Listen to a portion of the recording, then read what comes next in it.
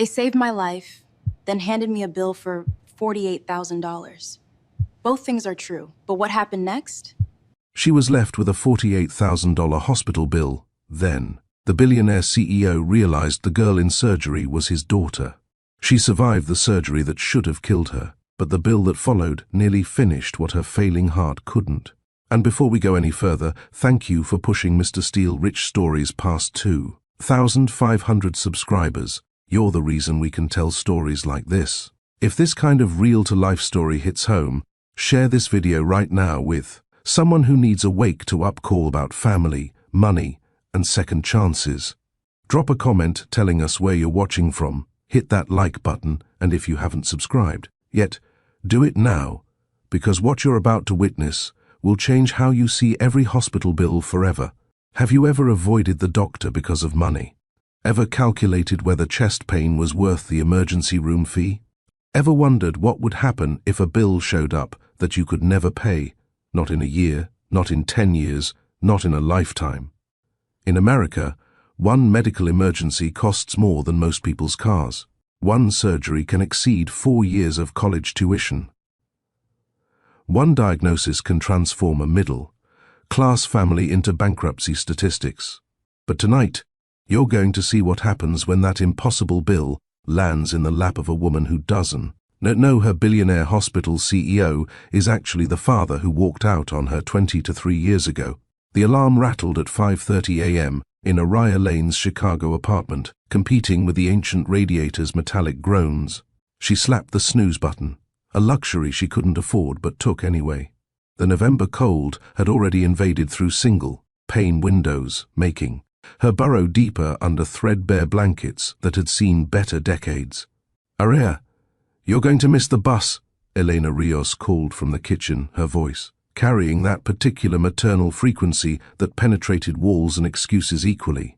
Araya forced herself upright, feet hitting floors so cold they might as well have been ice rinks. The bathroom mirror reflected exhaustion back at her, dark circles that concealer couldn't hide, hair that needed professional attention she couldn't afford, and that childhood scar along her jaw from falling off her cousin's bike when she was 7.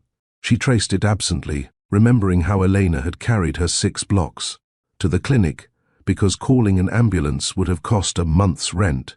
"Looking rough, Lane," she said in her reflection, "but at least you're vertical." The kitchen smelled like instant coffee, and whatever Elena had managed to transform their last 3 eggs into. Her mother stood at the stove in her Rosario's diner uniform, the burgundy polyester showing its age at the seams. Elena moved with a subtle hitch in her step, the knee injury from last spring when she'd slipped on freshly mopped floors at work. The diner had blamed her for not seeing the wet floor sign. Workers' comp had denied the claim. The urgent care visit had cost $400 just to tell her she needed an MRI she couldn't afford. "Sit," Elena commanded, sliding a plate across their wobbly table. "You can't design on an empty stomach. Mom, I'm 24, not 12. You're my daughter living under my roof, eating my eggs, so you're whatever age I say you are." Elena's smile took the edge off her words. "How's Dr. Holloway's class?" Araya groaned through a mouthful of scrambled eggs. "Typography is going to kill me. He wants us to hand-letter an entire alphabet by Thursday. My hands are already cramping from yesterday's project." "You love it, though." It wasn't a question. Elena had that way of knowing things, of seeing through Araya's complaints to the passion underneath. "I do. I just wish loving something paid the bills." Elena's hand found Araya's shoulder, squeezing gently. "It will. You're going to graduate, land some fancy design job downtown, and buy us a house with heat that actually works." With a dishwasher, Araya added, "Their old game. And a bathtub that doesn't sound like it's dying when you turn the faucet. And health insurance," Araya said, the words escaping before she could stop them. The kitchen went quiet, except for the refrigerator's asthmatic wheeze. Health insurance was the ghost that haunted every conversation, the thing they danced around but never directly addressed. Elena had lost coverage when Rosario cut her hours below the full-time threshold 2 years ago. Private insurance wanted $800 a month with a $7,000 deductible. Aria's part-time job at the campus bookstore offered exactly 0 benefits. "We're healthy," Elena said firmly, "the way people say things to make them true. We're careful. We eat right. Mom, instant ramen isn't eating right. It's fortified with vitamins." Says so right on the package. Elena's humor deflected like armor. "Besides, your grandmother lived to 92 on nothing but coffee and spite.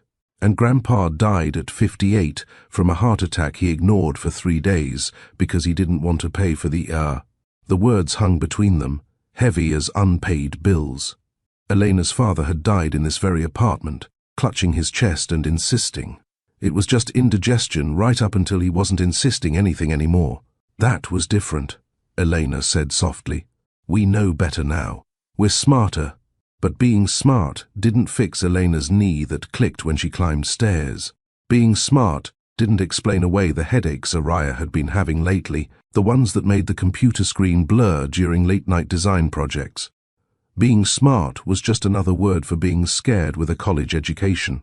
Aria stood, kissing her mother's cheek. The scent of Elena's drugstore perfume mixed with diner grease and determination. "I've got to run." Literally. "The 47 bus waits for no one. Take your scarf. It's supposed to drop below freezing today. Climate change is a myth, remember? Politicians keep telling us that while we freeze in November." Elena wrapped the scarf around Aria's neck with practiced efficiency, the same way she'd been doing since kindergarten. "Don't let Professor Holloway work you too hard. You're no good to anyone if you collapse.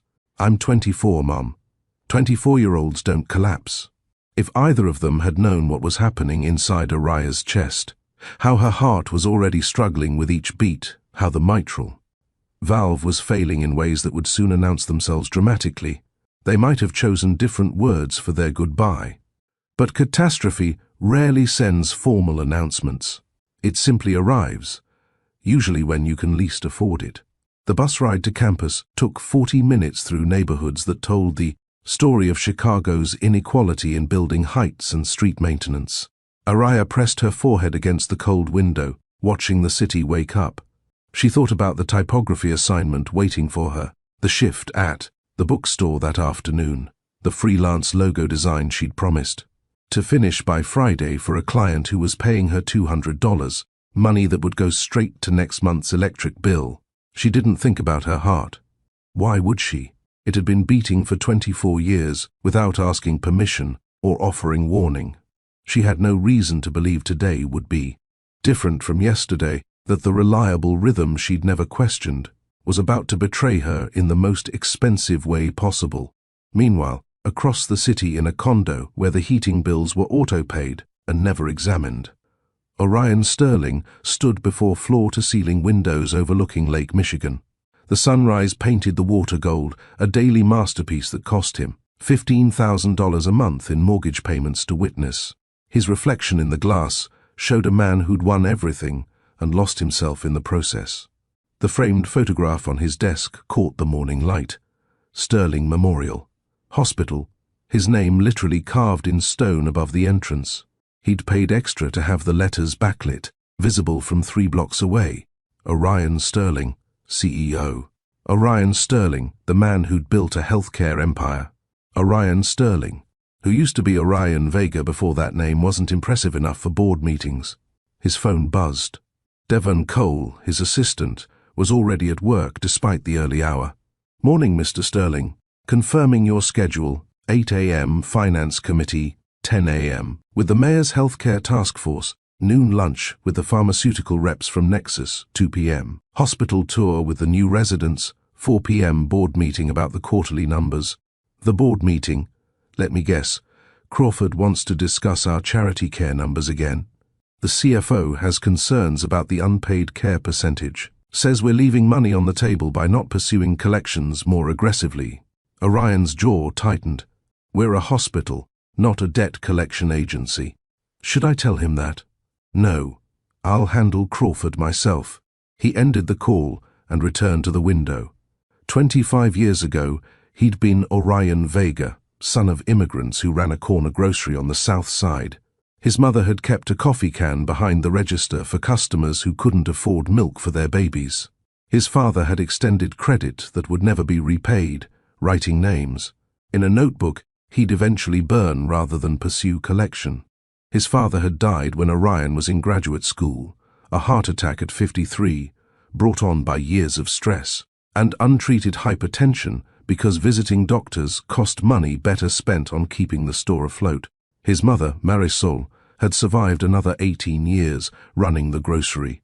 Alone until cancer she'd ignored too long finally demanded attention. She died 6 years ago in a hospital bed, and Orion had paid every penny of her care without blinking. But by then, he was Sterling, not Vega. By then, he'd already become the kind of man who could afford his mother's death, but had forgotten the lessons of her life. They'd taught him that helping people mattered more than profit margins. Then he'd gotten into Northwestern on a full scholarship, met a girl named Elena Rios in an economics study group, and thought he'd discovered what his future looked like. Elena had this laugh that made him feel like he could conquer anything. She'd work double shifts at a campus diner, come to his dorm at midnight, smelling like French fries and ambition, and to plan the clinics they'd open together, places where no one would be turned away, where healing came before billing. She loved the name Araya, said it meant lioness, that their daughter would be fierce and fearless. They'd been lying in his narrow dorm bed, her head on his chest, designing a life neither of them could afford yet, but believed they would someday. Then came the internship offer from Goldman Sachs. Just one summer in New York, he'd promised. Just enough to pad his resume, to make the connections that would fund their dreams. Elena had been quiet when he told her. That kind of quiet that meant she saw through his excitement to something else underneath. The call came 6 weeks into the internship. Her voice shook across the distance. "I'm pregnant." He'd stood in his expensive Manhattan sublet, looking at skyscrapers that suddenly felt like prison bars, and made the worst decision of his life. "I can't come back. This internship, it's everything. It's our future. Our future or yours?" The question had hung between Chicago and New York like an accusation. He'd promised to send money, promised to figure something out, promised everything except the one thing that mattered, showing up. By the time the internship ended, he'd already accepted a full-time offer. Changed his name to Sterling because it sounded like success, like someone who belonged in boardrooms rather than behind grocery store counters. Told himself Elena was better off without him dragging her down while he climbed. Never sent the money, never made the call, never asked if she'd kept the baby or chosen the name they'd whispered in the dark. 23 years of never. Now he owned the hospital where he'd once promised to treat people for free. Now he signed papers that authorized collections agencies to pursue families into bankruptcy. Now he was everything his younger self would have hated, sitting in a condo worth more than his parents' grocery store earned in a lifetime, about to approve another round of cost optimizations that meant more bills, more denials, more families choosing between medicine and meals. His father would have been ashamed. His mother would have been heartbroken.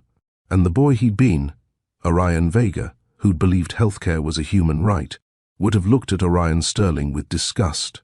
But that boy was gone, buried under years of strategic decisions and quarterly earnings reports. Or so he'd convinced himself, right up until the moment a 24-year-old woman with his genetics, and Elena's last name would collapse in a coffee shop and shatter the comfortable lie he'd been living. He checked his watch. The finance committee meeting started in 30 minutes. Time to put on the armor, become the CEO, make the decisions that kept shareholders happy and his conscience quiet. Time to be Sterling instead of Vega, which had always been easier than being honest. The morning rush at Grounded Coffee hit its peak at 10:47 a.m., exactly when the nearby office buildings released their workers for that sacred 15-minute break. Araya Lane moved behind the counter with practiced efficiency, pulling shots of espresso while Taryn Holt handled the register, their movements synchronized after 18 months of working together. "Double oat milk latte for Jennifer," Araya called out, sliding the cup across the counter with the kind of smile that made customers feel like they mattered. Jennifer, a regular who worked at the accounting firm next door, always tipped extra when Araya made her drink. "You remember the extra shot?" Jennifer said, impressed. I remember everyone's poison, Aria replied, already turning to the next order. The movement made her pause for half a second. Something in her chest had fluttered, like a moth trapped behind her ribs. She pressed her palm flat against her sternum, took a breath, and kept moving. Taryn glanced over between customers. You okay? You look kind of pale. Like, more than your usual art student pallor. Thanks for the confidence boost, Aria said, forcing lightness into her voice. I'm fine. Just too much coffee, not enough actual food. When did you eat last? This morning. My mom made eggs. Real eggs, or those powdered things. Real. We're not that broke. It was a lie. They were exactly that broke, but Taryn didn't need to know that their real eggs came from the discount shelf at the grocery store, one day away from expiration. The flutter came again, stronger this time. Aria gripped the edge of the counter, watching her knuckles go white. The shop's vintage Edison bulbs seemed to pulse with her heartbeat, growing, brighter and dimmer in a rhythm that didn't match the music playing overhead. Seriously, Ari, you look ghostly, Taryn said, genuine concern replacing her usual teasing. Maybe sit down for a minute. I can handle the counter. We've got 12 people in line, and I've got 2 hands and a functioning brain. Sit. Aria wanted to argue, but the world had taken on a strange quality, like she was watching everything through water. The espresso machine's hiss sounded distant. A customer's laugh echoed, as if from the bottom of a well. She reached for a cup and missed, her depth perception suddenly unreliable. Just need some water, she managed, turning toward the sink. The first real warning came as a skip, her heart forgetting its job for one terrifying beat, then racing to catch up. Aria had felt tired before, had pushed through exhaustion before. But this was different. This was her body declaring mutiny. A customer was saying something about needing soy milk instead of almond, and Aria tried to focus on the words. She opened her mouth to respond, maybe to apologize, maybe to acknowledge. She'd heard, but the words dissolved before they could form. The cup in her hand became impossibly heavy. She watched, almost curious, as it slipped from her fingers in slow motion, coffee spreading across the floor in a perfect brown arc. Someone said her name, Taryn probably, but it sounded like it came from another room, another building, another world entirely. Her knees forgot their purpose next. The floor, which had seemed so far away just seconds ago, rushed up to meet her with shocking speed. The impact should have hurt, but her body had already retreated somewhere beyond pain. Somewhere quiet and dark, where her heart could stop pretending everything was fine. Aria. Oh God, Aria. Taryn's voice cracked as she vaulted over the counter, not caring about the spilled coffee or the gasping customers. She pressed her fingers to Aria's neck, searching for a pulse that came in scattered, irregular thumps. Call 911. Taryn shouted to the frozen crowd. Somebody call 911 now. A customer had already pulled out his phone, his corporate training kicking in. We need an ambulance at Grounded Coffee, 847 North Wells. 24-year-old female, collapsed, unconscious, possible cardiac event. The paramedics arrived in 6 minutes, which felt like 6 hours. They worked with swift precision, their voices clipped and professional as they called out readings that meant nothing to Taryn but everything to them. Irregular rhythm, possible SVT, blood pressure dropping. We need to move now. They lifted Aria onto the gurney like she weighed nothing, which wasn't. At far from the truth after months of choosing textbooks over groceries, Taryn grabbed Aria's phone from behind the counter, hands shaking as she scrolled through contacts to find Mom. Elena Rios was refilling ketchup bottles when everything changed. It was mindless work, the kind that let her calculate bills in her head, rent due in 6 days, electricity, payment arrangement ending next week, Aria's tuition installment that they'd have to defer again. Rios. Frank Russo's voice cut through her mental arithmetic. Table 6 has been waiting 10 minutes for their check. On it, Frank. She'd taken 2 steps toward table 6 when her phone rang. Not the gentle buzz of a text, but an actual call, which almost no one did anymore unless... Mrs. Rios? This is Taryn from the coffee shop."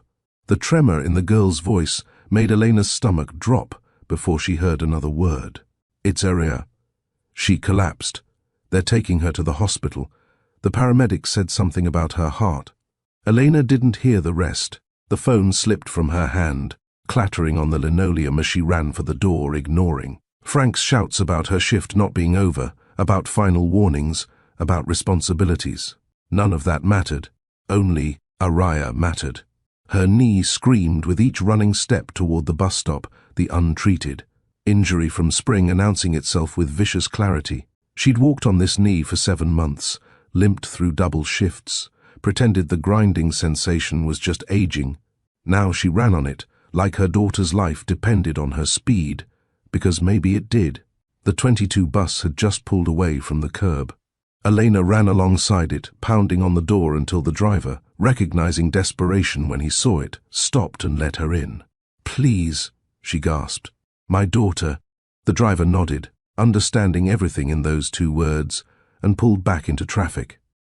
Elena collapsed into a seat, her knee throbbing in time with her racing heart. Each stop felt like an eternity, people getting on with their shopping bags, and normal problems, while her daughter was somewhere between alive and not. She pressed her forehead against the cold window and did something she hadn't done since her father died. She prayed. "Not her. Please, not her. Take me instead. Take anything, everything, but not her." The bus crawled through midday traffic. A woman complained about the heat. A teenager's music leaked from headphones. 2 men argued about a football game. Normal life continued while Elena's world contracted to a single point of terror. She thought about Araya as a baby, born 3 weeks early because his body couldn't handle the stress of working 2 jobs while pregnant. She thought about Araya's first day of kindergarten, clutching Elena's hand and asking if other kids had daddies. She thought about every fever, every scraped knee, every moment of the last 20, to 4 years when she'd been both mother and father, both provider and protector.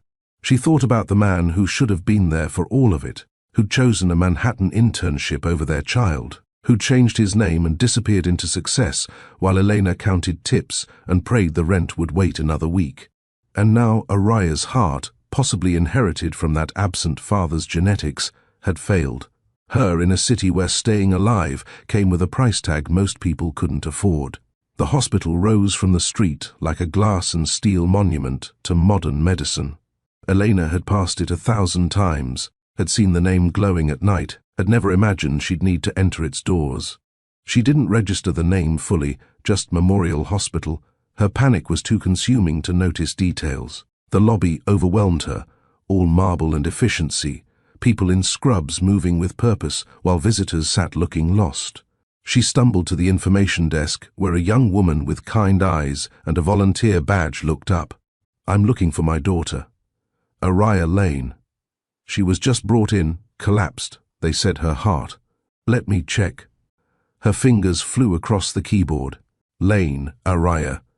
She's been admitted to cardiology, 5th floor. Take the elevator bank B, follow the blue line when you exit." Elena didn't thank her, didn't have words left for politeness. She just ran, her knee forgotten in the face of a greater pain. The elevator took forever, stopping at every floor. A man in a suit checked his phone. A woman adjusted her flowers. A child complained about being hungry. Normal people with normal problems, while Elena's world contracted to a single terrifying point. 5th floor, cardiology. Araya. When the doors finally opened, she followed the blue line painted on the floor like it was the only truth left in the universe. The cardiology ward smelled like disinfectant and fear. Elena found the nurse's station, where a woman with silver hair and tired eyes looked up from a computer. "I'm looking for Araya Lane. I'm her mother. Mrs. Lane, I'm Nurse Carter. Your daughter is stable but being prepped for testing. Dr. Menon will speak with you. This way." She led Elena to a small consultation room with uncomfortable chairs and a box of tissues on the table, the kind of room where bad news lived. Dr. Priya Menon entered 2 minutes later, her expression combining professionalism with genuine concern. She was younger than Elena expected, maybe early 30s, with steady hands and steadier eyes. "Mrs. Rios, I'm Dr. Menon. Your daughter experienced what we call a supraventricular tachycardia that deteriorated into a dangerous arrhythmia. In simpler terms, her heart's electrical system misfired, causing it to beat too fast and irregularly. She lost consciousness because her heart couldn't pump blood effectively. She's stable now. We've given her medication to regulate the rhythm, but she needs an electrophysiology study to map the problematic electrical pathways in her heart. Depending on what we find, she'll likely need an ablation, a procedure where we destroy the tissue causing the irregular rhythm." Elena's hands twisted in her lap. "This is my fault. We don't have insurance. We never went for checkups. I should have found a way." "Stop, doctor." Menon's voice was firm but kind. "This is not your fault.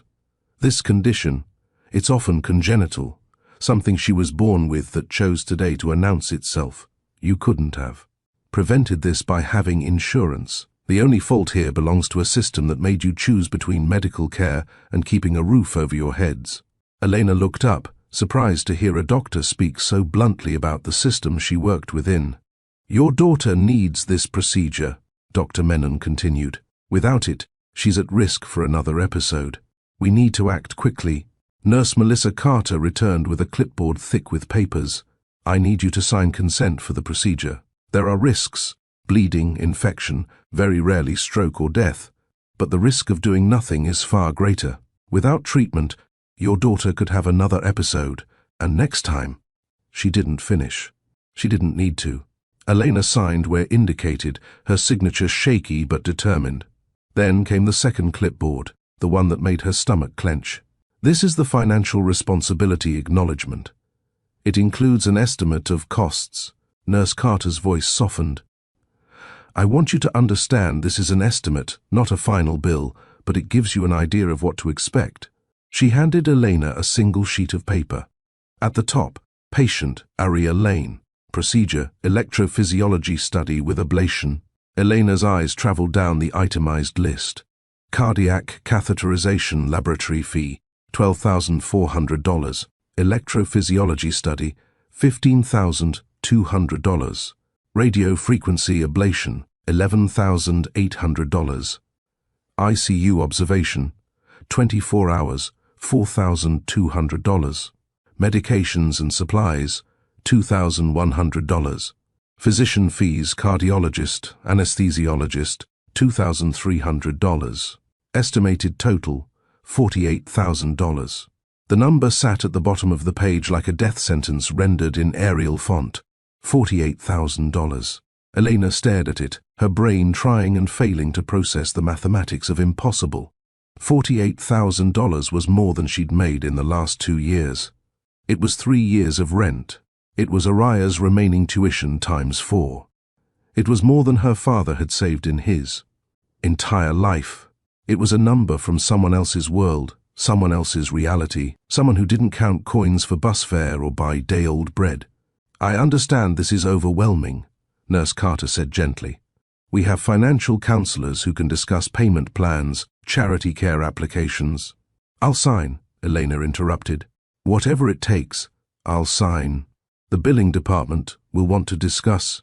Does my daughter need this procedure? Yes, then I'll sign. Money can wait. My daughter can't."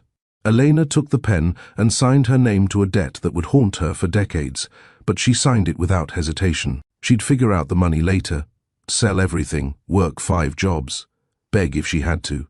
Later could carry all the terror it wanted. Right now, only Aria's heartbeat mattered. As Nurse Carter left with the signed forms, Elena sat alone in the consultation room, staring at the estimate, still clutched in her hands. $48,000. The number repeated in her mind like a mantra, like a curse, like the price tag on her daughter's life. She thought about calling her sister in Ohio, who might lend a few hundred. She thought about her credit cards, already maxed out. She thought about the hospital's charity care program, about payment plans, about working, until she was 70 to pay off a bill that shouldn't exist in any just world. And somewhere in the back of her mind, buried under decades of hurt and anger, she thought about Orion Vega. The man who'd left before Araya was born. The man who'd promised to send money and never did. The man who'd changed his name to something that sounded like success and disappeared into a life that didn't include them. She didn't know where he was, what he did, whether he even remembered their daughter's name. But as she stared at $48,000 she'd never have, a bitter part of her wondered if he'd ever faced a choice like this, between someone's life and financial ruin. Probably not. People who abandoned their responsibilities rarely stuck around long enough to face their consequences. 3 floors above, where Elena signed away her financial future, Orion Sterling sat in a boardroom that cost more to furnish than most people's homes. The conference table was Brazilian rosewood, the chairs ergonomically perfect, the screens showing charts and graphs in high-definition clarity. Daniel Hahn, the CFO, clicked through slides with practiced precision. Uncompensated care is up 12% this quarter. We're writing off nearly $6 million in bad debt, mostly from uninsured emergency cases. Unsustainable, Catherine Blake said from her seat at the table. She'd been on the board for 15 years, had shepherded the hospital from a community facility to a corporate powerhouse. Our shareholders didn't invest in a charity. They invested in a healthcare system that promised returns. We're a hospital, Orion said quietly, not a hedge fund. We're both, Blake countered. That's the reality of modern healthcare. We can't save lives if we're bankrupt. Another board member, Richard Torres, pulled up his tablet. Other systems are implementing stricter financial screening, requiring deposits for non-emergency procedures, pursuing collections more aggressively. We're leaving money on the table. We're leaving families intact, Orion shot back. There's a difference between profit and profiteering. Noble words, Blake said, but nobility doesn't pay for new MRI machines or attract top physicians. We need to discuss real solutions, perhaps limiting charity care to a strict percentage or requiring payment plans before certain procedures. We don't turn away emergency patients, Orion stated flatly. That's not negotiable. Everything is negotiable, Blake replied. Even your position, Mr. Sterling. The board hired you to run a profitable hospital system. If you can't do that, the threat hung unspoken but clear. Orion looked at the charts, showing rising costs and falling reimbursements, at the faces around. The table who saw patients as line items, at the empire he'd built that now felt like a prison. Daniel Hahn clicked to the next slide, showing a breakdown by department. Cardiology is one of our highest margin services, but also one of our highest charity care burdens. We have patients receiving procedures worth tens of thousands who have no ability to pay. Somewhere 3 floors below, at that exact moment, Elena Rios was signing consent for a $48,000 procedure she could never afford, choosing her daughter's life over her own financial survival. And in the boardroom, men in expensive suits discussed whether saving lives without guaranteed payment was sustainable business practice. The irony would have been poetic if it weren't so cruel. Orion stared at the numbers on the screen, at the $6 million in uncompensated care that the board saw as money lost. He saw it differently, or tried to. $6 million in care provided to people who needed it. $6 million in promises kept to a younger version of himself who'd believed healthcare was a human right, not a commodity. But that younger version was getting harder to hear over the voices of shareholders and board members and quarterly earnings reports. We'll revisit this next quarter, he said finally, a compromise that satisfied no one but delayed the reckoning. In the meantime, maintain current policies. No changes to charity care eligibility or emergency treatment protocols. Blake's expression showed exactly what she thought of that decision, but she nodded. The meeting moved on to other business, capital improvements, physician recruitment, the new wing they were planning. Important matters, all of them, none of them as important as the young woman 3 floors below whose heart had stopped playing by the rules, whose mother had just signed. A document that would define their financial reality for years to come, whose life hung in the balance of a system Orion had helped build. He didn't know any of this yet. Didn't know that somewhere in his hospital, a 23-year-old woman was being prepped for surgery. Didn't know her name was Araya, or that her mother was someone he'd loved and abandoned decades ago. didn't know that the choices he'd made at 22 were about to collide with the consequences he'd spent 23 years avoiding. The meeting adjourned. Orion returned to his office with its view of the lake and its walls, lined with awards for healthcare innovation and community leadership, all the markers of success, all the evidence that he'd made it, that he'd become someone who mattered. His father would have asked, mattered to whom? His mother would have asked, at what cost? And the boy he used to be, Orion Vega, who'd promised Elena Rios they'd build free clinics, together, would have asked, when did you forget that every patient is someone's daughter? The afternoon tour of the cardiac wing had been scheduled weeks ago, but Orion Sterling found himself going through the motions, his mind still trapped in the morning's board meeting. Devan Cole walked beside him with an iPad, occasionally pointing out scheduling updates, while the COO, Harrison Webb, led the procession through gleaming hallways. This is our newest catheterization lab, Webb said, gesturing through observation. Windows at equipment that cost more than most people's retirement funds. We can perform procedures here that patients used to have to travel to Mayo or Cleveland Clinic for. Impressive, one of the junior administrators said. What's the utilization rate? 78%, which is above industry standard. Dr. Menon is in there now, actually. Emergency ablation case that came in this morning. Young woman, mid-20s, severe arrhythmia. Came through the ER unconscious. Orion's attention sharpened. That's young for cardiac emergencies.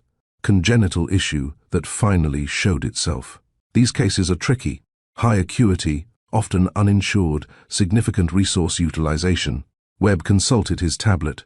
This particular patient has no coverage. The procedure alone will run close to $50,000 once you factor in the EP study, ablation, ICU observation, and associated costs. The number hung in the air. $50,000 for a young woman whose heart had decided to malfunction. Orion wondered briefly about her. Whether she was a student, a worker, whether she had family, waiting somewhere in the building, terrified and calculating costs they couldn't afford. Then the tour moved on, and he stopped wondering. They continued through the cardiac recovery unit, past the monitoring stations, approaching the fifth-floor waiting area. Webb explained bed turnover rates and patient satisfaction scores, statistics that measured everything except what mattered. Orion's eyes automatically scanned the waiting area as they passed, a habit from years of hospital tours, looking for dissatisfied families or maintenance issues. His gaze swept over worried faces, uncomfortable chairs, outdated magazines. Then he saw her. Elena Rios sat hunched in one of those plastic chairs designed to discourage long stays, her body curved inward like she was protecting herself from the world. Her hair, once pure black, now carried threads of silver. Her face showed 23 years of struggle he hadn't been there to witness. She wore a burgundy uniform from a job that probably paid minimum wage, and her hands twisted together in her lap the way they used to when she was scared. The way she held her shoulders, the stubborn set of her jaw, the way her fingers knotted and unknotted. All of it transported him back to a dorm room where they'd planned to change the world together. His feet stopped moving. The tour group continued a few steps before realizing their CEO was no longer with them. Mr. Sterling? Webb's voice seemed to come from very far away. The surgical viewing area is this way. Give me a minute, Orion said, already walking toward the waiting area. Devon Cole touched his arm gently. Sir, we have the quarterly review at 3, and the pharmaceutical reps are waiting. I said give me a minute. He approached slowly, as if she might vanish if he moved too quickly. She was staring at the double doors leading to the surgical suites, her whole being focused on whatever was happening beyond them, completely unaware of his presence. Elena? She looked up, and for a moment, neither of them breathed. Her eyes went wide, cycling through surprise, recognition, and then something harder, something that had been building for 23 years. Orion. His name came out like an accusation, like she was identifying a criminal in a lineup. Then her eyes went to the walls, to the signs, to the building directory visible behind him. Her gaze landed on the words etched into the glass, Sterling Memorial Hospital. Orion Sterling, Chief Executive Officer. A bitter laugh escaped her. Of course your name is on the building. Of course it is. Elena, don't. She turned back to the surgical doors. Whatever you're about to say, just don't. I don't have the capacity for this right now. He should have walked away. His assistant was hovering nearby. His schedule was packed. The tour group was waiting. But his feet wouldn't move. I overheard about an emergency case, he said carefully, remaining standing, not presuming to sit. Young woman, cardiac surgery, mid-20s. Elena's jaw tightened, but she didn't look at him. My daughter. 2 words that detonated in his chest, like the arrhythmia that had brought them to this moment. Your daughter, he repeated, his mind already doing the math. 23 years. Since he'd left, Elena had been pregnant when he abandoned her, which meant, Araya Lane, Elena said, her voice clipped. She collapsed this morning at work. They said her heart. They said she has some electrical problem, that she needs surgery or she could die. Araya. The name hit him like a physical blow. You used the name, he said softly, wonder and pain mixing in his voice. Elena's expression hardened even further. It was the only thing you left me that didn't hurt to keep. The question had to be asked, even though he already knew the answer. The timeline was unmistakable, the name they'd chosen together undeniable. Elena, is Araya, is she mine? She turned to face him fully then, 23 years of anger crystallizing in her eyes. Biologically, yes, your DNA is in there somewhere, fighting to keep her alive.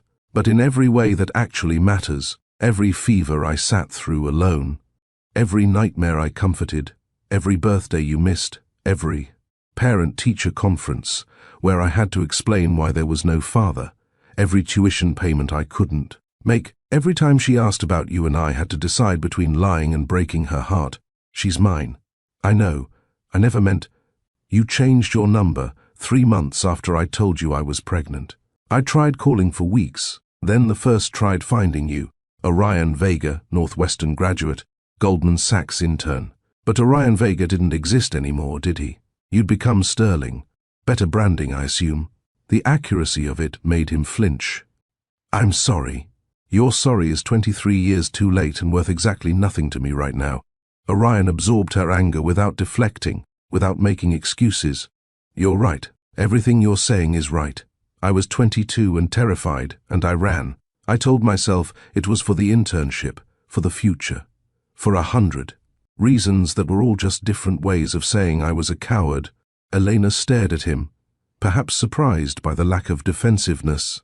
I have no right to ask this, he continued, his voice quieter now. But could I sit with you while we wait? I know it doesn't change anything, doesn't fix anything, but you shouldn't be alone right now. Elena was quiet for so long he thought she'd refuse. Her eyes went from him to the surgical doors and back again, weighing options that all felt impossible. When she finally spoke, her voice was tired beyond measure. You can sit, but you don't get to play a concerned father. You don't get to throw your weight around as CEO. You don't get to act like this makes us anything to each other. You sit, you stay quiet, and when this is over, you leave. That's what you're good at, leaving. Understood. He gestured to Devon, who was hovering anxiously nearby, and mouthed, cancel everything. Then he took the chair 2 seats away from Elena, maintaining distance, respecting the boundaries she'd established. His tour group had dispersed. The pharmaceutical reps would be furious. The quarterly review would have to be rescheduled. None of it mattered. They both stared at the same double doors, waiting for news about a daughter one had raised alone and one had never met. Minutes crawled by like hours. The waiting room clock ticked with aggressive indifference. A television in the corner played news that neither of them processed. Other families came and went, their tragedies and reliefs playing out in quiet conversations and sudden tears. Finally, Orion couldn't stand the silence. Tell me about her, please. Elena's hands stilled in her lap. Why? Because I'd like to know who she is. Not for any claim on her, just to know. Elena studied him, weighing his sincerity against 23 years of broken promises. Then, perhaps because talking was better than drowning in fear, she began. She's stubborn. Once she decides something, that's it. No arguing. She decided she wanted to be a designer when she was 12, saw some documentary about typography, and that was it. Every spare dollar went to art supplies instead of the toys other kids wanted. Typography? She sees letters as art. Says fonts have personalities, that the right typeface can change the entire meaning of words.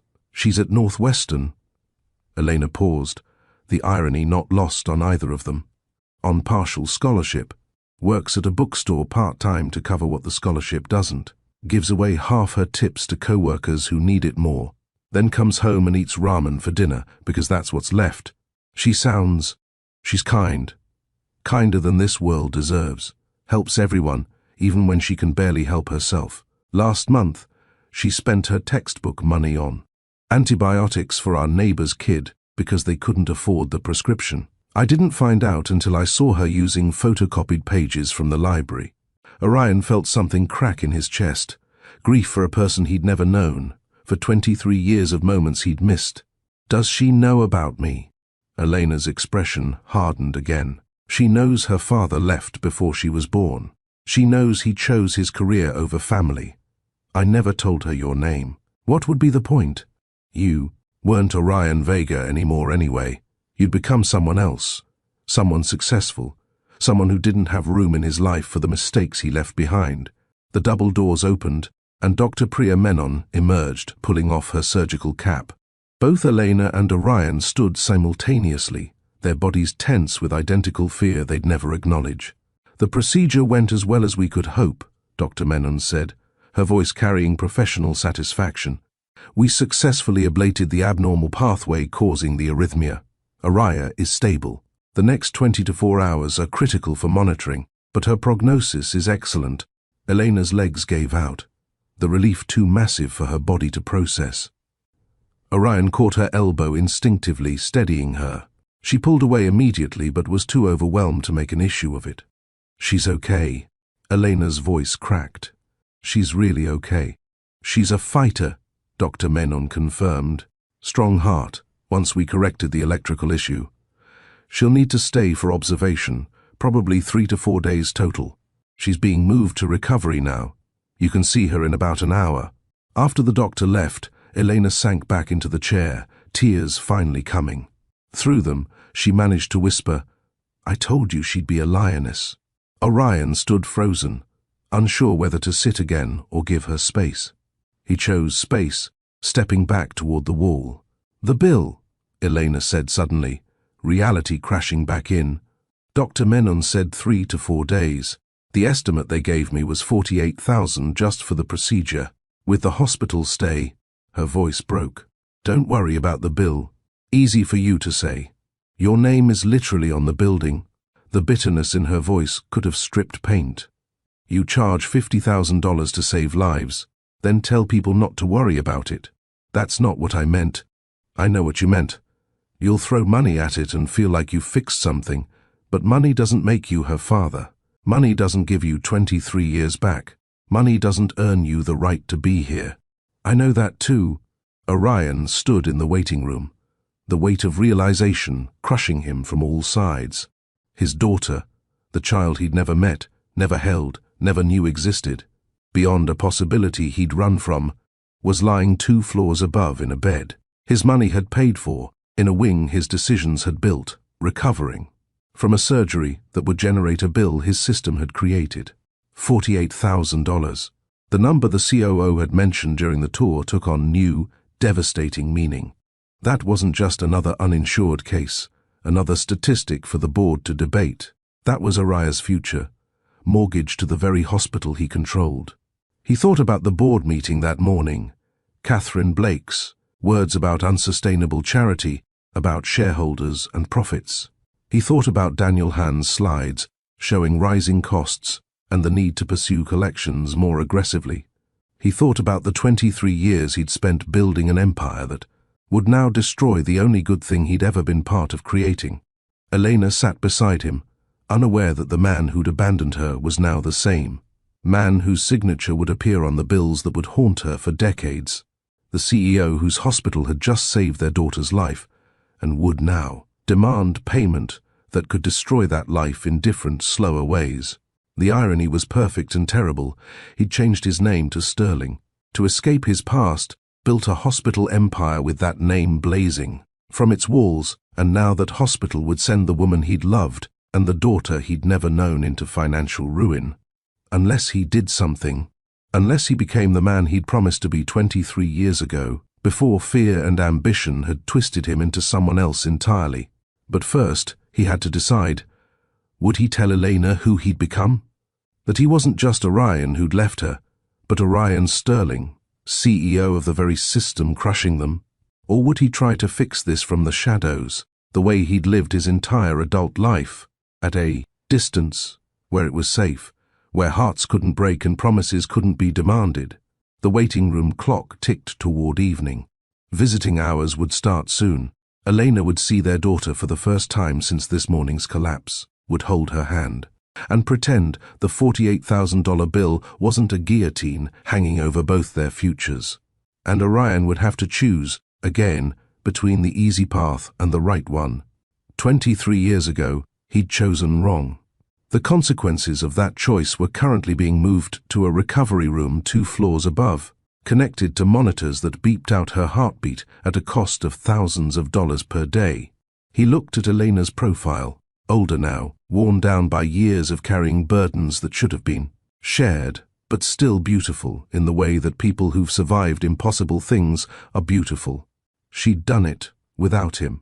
Raised Araya, worked impossible hours, made sacrifices he'd never had to make because he'd chosen the easier path. And now she sat in a waiting room in his hospital, drowning in debt his system created, unaware that the boy who'd abandoned her had grown into the man who could make that debt disappear with a signature, or let it crush her under policies he'd approved. "I should go," he said quietly. "You'll want privacy when you see her." Elena didn't look at him. "Yes, you should go. That's what you do." He deserved that. He deserved worse. As he walked toward the elevators, past the photographs of generous donors and the plaques celebrating medical innovations, past the directory that listed him as chief executive officer, he made a decision. He would fix the bill. He would use every tool at his disposal: charity care, hardship funds, anonymous donations. He would ensure that Araya's recovery didn't come with financial devastation, but he wouldn't tell them it was him. Not yet. Because Elena was right. Money didn't make him a father. It didn't earn him a place in their lives. It just prevented additional harm from a system he'd helped build. The elevator doors closed on the 5th floor, on Elena waiting to see their daughter. At the moment, his past and present had collided in the worst possible way.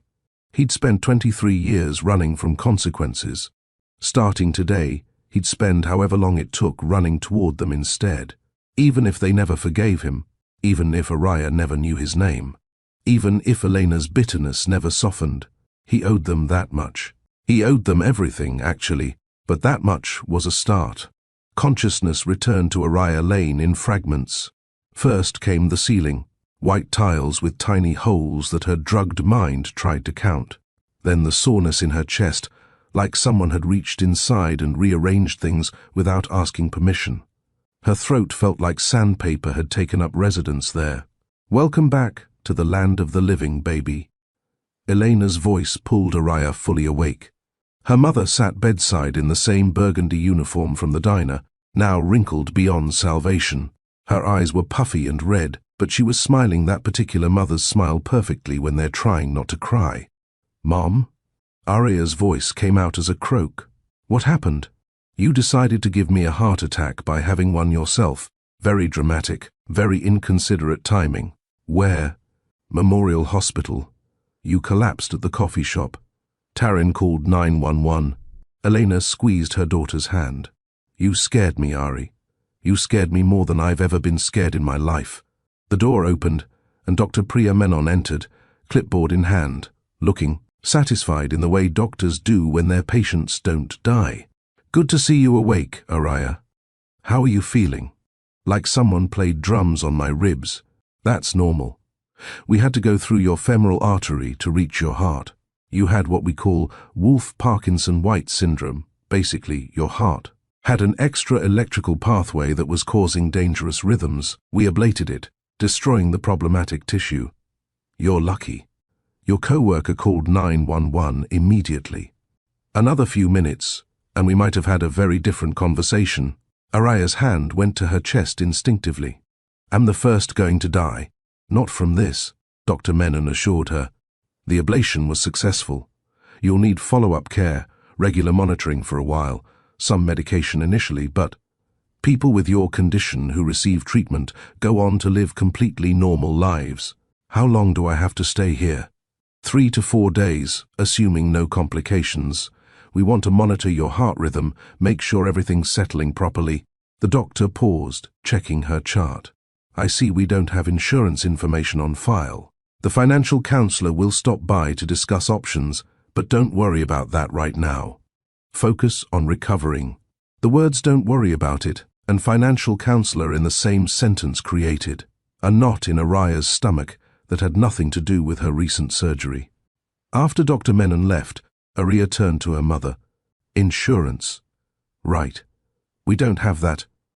We'll figure it out, Elena said, her voice carrying a certainty her eyes didn't match. You're alive. Everything else is just details. But they both knew that in America, those details could destroy you just as surely as a failing heart. If you're still with me, let me ask you something. Have you ever avoided getting something checked because you were afraid of the bill? Type yes or no in the comments.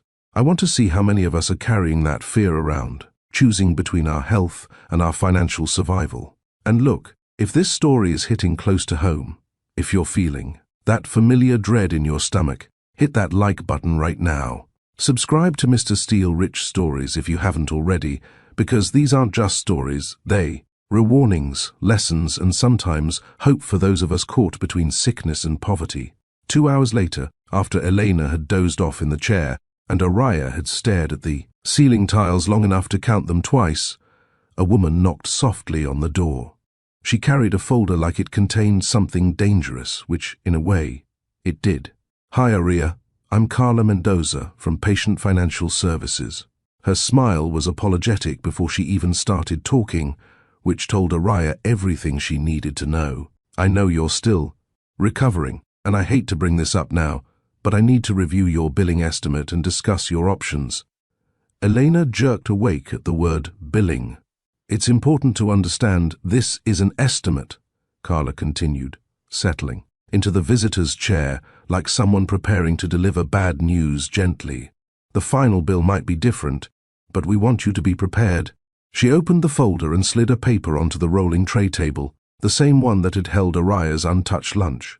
Araya saw her name at the top. Patient, Araya Lane. Date of service, November 15th.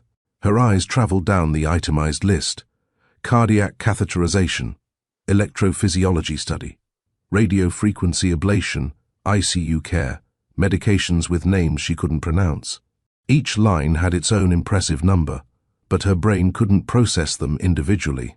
It jumped straight to the bottom line. Estimated total, $48,000. The heart monitor beside her bed began beeping faster. The number seemed to pulse on the page, growing larger with each heartbeat. $48,000. She made $12 an hour at the bookstore, maybe $15 with the occasional freelance design gig. The math was immediate and crushing. Elena took the paper with trembling hands. Her face went through a series of expressions, disbelief, anger, fear, before settling on something hollow. This is 3 years of rent, Elena whispered. This is more than I've made in the last 2 years combined. Araya felt nausea rise in her throat. The number converted itself in her mind. 4,000 hours of bookstore work without spending a penny on anything else. 260 to 7 weeks of her mother's wages. Every textbook she'd ever need times 50. A future that just transformed from difficult to impossible. I understand this is overwhelming, Carla said, her voice professional but not unkind.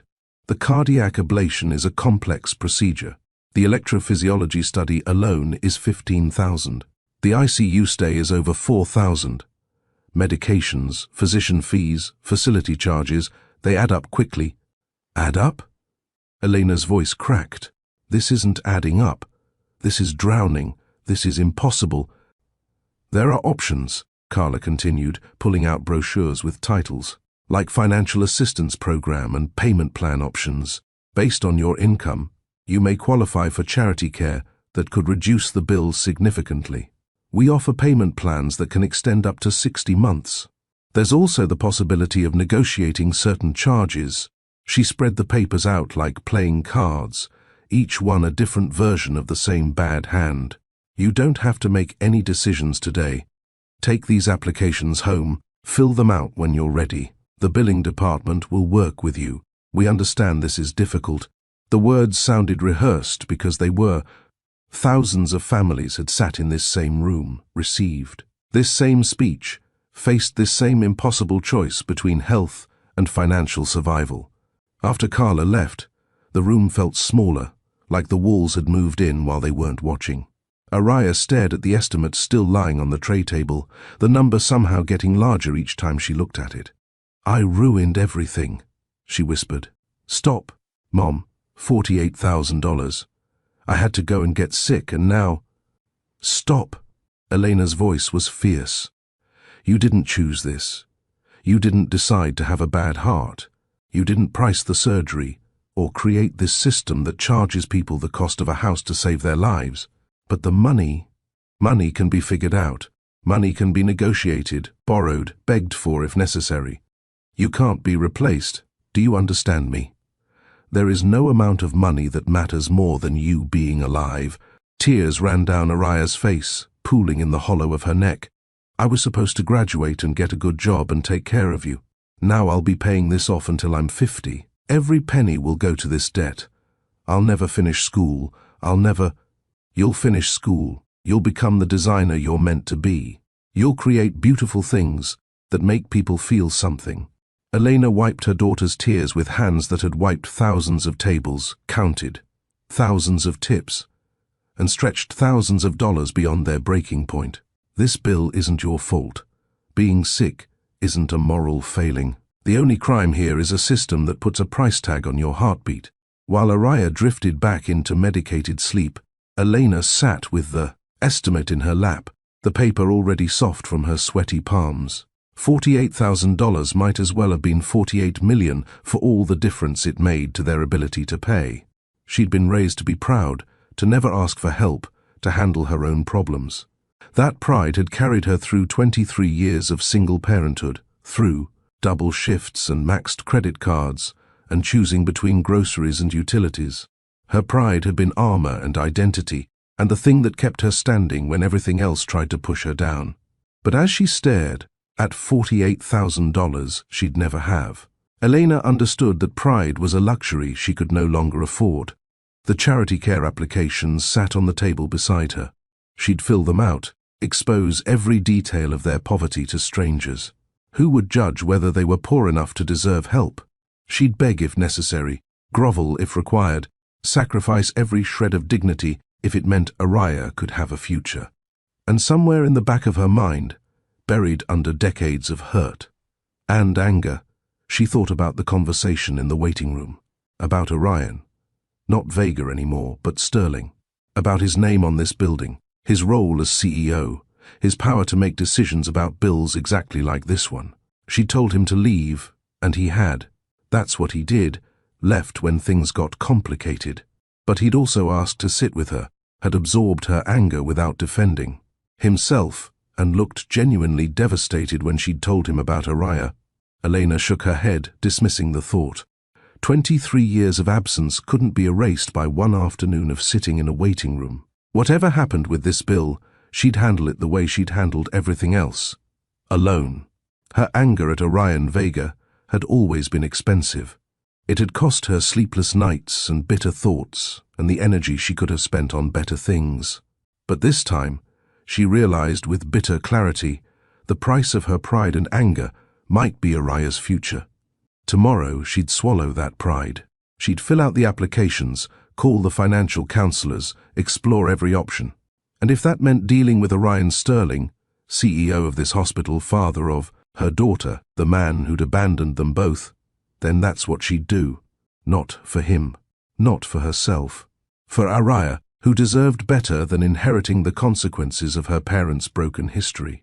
Money can wait, she whispered to her sleeping daughter, repeating the words she'd said when signing the consent forms. But this time, I'm not waiting alone. The executive conference room on the 7th floor had witnessed countless financial discussions, but none quite like this. Orion Sterling stood at the window, hands clasped behind his back, while Daniel Hahn sat at the polished table with his laptop open, numbers reflecting off his glasses. You're telling me the uninsured cardiac patient from yesterday is your daughter? Daniel's voice carried disbelief and concern in equal measure. The 24-year-old with the $48,000 bill? Yes. And you want to personally cover the entire amount? I want the bill eliminated. Completely. Daniel closed his laptop slowly, the gesture carrying weight. Orion, you can't do that. Not as CEO. The conflict of interest alone would trigger investigations. The board would have grounds for immediate termination. You'd be accused of using hospital resources for personal benefit. Personal benefit. Orion turned from the window, his control slipping. My daughter nearly died. She's lying upstairs with a bill that will destroy her future, and you're talking about optics? I'm talking about legal reality. If you write a personal check, it becomes a related party transaction that has to be disclosed.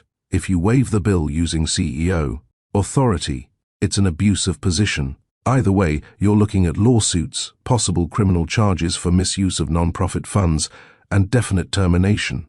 So, what do you suggest? Let collections pursue my own daughter? Daniel pulled up another screen. We use the system as designed, but we use it aggressively. Maximum charity care application. Based on her mother's income, she qualifies for our highest tier of assistance. That can reduce the bill by up to 60%. Then we have the Anonymous Hardship Fund, technically for cases exactly like this. Technically? Look, the fund exists for patients facing extraordinary circumstances. A young woman with no insurance suffering a life-threatening condition certainly qualifies. We can allocate funds from there without board approval up to certain limits. How much are we talking about? Daniel ran calculations on his screen. If we do this right, 48,000 original bills. 60% charity care reduction brings it down to 19,200. The hardship fund can cover up to 10,000 of that, bringing it to 9,200. Then, if an anonymous donor, and I mean truly anonymous, routed through our foundation's general fund, contributes 5,000, we're looking at a final balance of just over 4,000. That still leaves thousands, which can be put on an extended payment plan with zero interest. $85 a month over 5 years. Manageable for someone working full-time, even at minimum wage. Orion understood the game Daniel was proposing. Use every legitimate channel to minimize the bill, then quietly handle the rest through indirect means. It felt both insufficient and overly complicated, but it was better than letting the full weight fall on Elena and Araya. Fine. Start the charity care paperwork immediately. Maximum reduction. And I want that hardship fund allocation processed today. I'll handle it personally. Daniel paused. Orion, does she know? Your daughter. Does she know you're her father? No. And I'm about to change that. Is that wise? Given everything happening, I've been hiding for 23 years. I'm done with being wise. I'm going to tell her the truth, even if she hates me for it. Orion was frustrated, but resolved. If he couldn't just erase the bill outright, he'd bend every policy to make it as light as possible and look for ways to change policies longer term. But more than that, he couldn't continue to act like a stranger in Araya's life. He had to tell her the truth, even if she rejected him, even if Elena's anger multiplied, even if it cost him everything. 20 minutes later, Orion stood outside room 5017, his usual CEO armor, the perfect suit, the confident posture, slightly disheveled. He knocked twice, hearing Elena's voice grant permission to enter. Araya was sitting up in bed, looking better than yesterday, but still pale, still connected to monitors that tracked every heartbeat. Elena sat in the chair beside her, and both women looked up as he entered. "Mr. Sterling?" Araya's voice carried surprise and suspicion. She recognized him from the hospital's website, from newspaper articles about healthcare legislation, from the portrait hanging in the main lobby. "Why is the CEO visiting my room? I wanted to check on you personally, make sure you're receiving everything you need." Araya's eyes narrowed. "Right. The billionaire CEO personally visits every uninsured patient. That's definitely a thing that happens. You're right to be suspicious," Orion admitted, moving closer but maintaining distance. "I heard about your case yesterday. 24 years old, emergency cardiac surgery, no insurance. I wanted to ensure you knew about our financial assistance programs." "Your financial assistance?" Araya's laugh was bitter. "Your hospital creates these bills, then you show up playing good guy? What is this, some PR stunt? Are there cameras I'm not seeing?" "No cameras, no publicity, just—" He struggled for words that wouldn't sound hollow. "A lot of regret." "Regret about what? Your pricing structure? Your billing department? The fact that saving my life costs more than most people make in a year?" Elena shifted in her chair, the tension in the room thick enough to affect the monitors. "Araya, no, Mom, I want to know. Why is he really here?" The silence stretched until Elena couldn't bear it anymore. The words burst from her like water through a failing dam. "He's not just the CEO, Ari. He's also your father." The word hung in the air like a medical diagnosis, sudden, shocking, requiring immediate processing but impossible to fully comprehend. Araya's face went through a series of expressions: confusion, disbelief, understanding, and finally, rage. "Father?" The word came out like broken glass. "This is him? The guy from college who left? The one whose name you would never tell me? You're Orion Vega." Araya's voice rose, making her heart monitor beep faster. "No, wait, you changed it, didn't you? Became Sterling because it sounded more successful." "Araya, please, your heart." Elena reached for her daughter's hand. "My heart." Araya pulled away from both of them. "My broken heart that I apparently inherited from him, the one that costs $48,000 to fix? That heart." The monitor's beeping accelerated. A nurse appeared in the doorway, assessed the situation, and retreated. Family drama wasn't a medical emergency unless it became one. 23 years, Araya continued, her voice shaking. 23 years of Mom working doubles, of choosing between groceries and utilities, of me wondering why every other kid had two parents at school. And you were here? Building your empire? Putting your name on buildings while we couldn't afford to walk through their doors? Yes. Orion's single word stopped her tirade. Everything you're saying is true. When your mother called to tell me she was pregnant, I was in New York for an internship. I chose that internship over her, over you. I changed my number, changed my name, and never looked back. Why? The question came out smaller than Araya intended, carrying 23 years of wondering. Because I was a coward, not confused, not overwhelmed, a coward. I was 22 and thought success meant leaving everything behind. I was wrong. I've been wrong every day since. And now what? You feel guilty because I almost died in your hospital? You want to play daddy because you finally have to face what you left behind? I don't expect forgiveness, Orion said carefully. I don't expect anything. You have every right to hate me. Hate you? Araya's laugh was sharp. I don't even know you. You're just a name on a building, a signature on bills that destroy families. You're not my father. You're just the sperm donor who happened to become successful. Elena finally spoke. Arya, no, Mom. He doesn't get to walk in here after 23 years and act concerned. He doesn't get to throw money at this and call it even. You're right, Elena said, turning to Orion. Money will never equal the years you missed. If you help with this bill, it's not a favor, it's not charity. It's a microscopic down payment on a debt you'll never fully repay.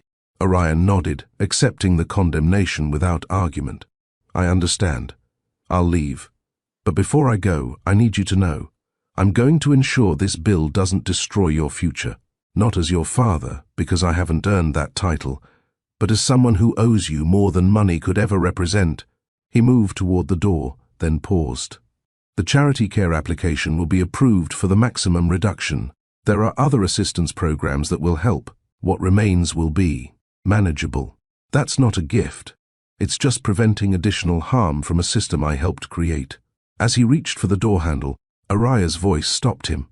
"Your hospital still sends bills like this to other families. Other daughters who don't have CEOs are fathers. I know.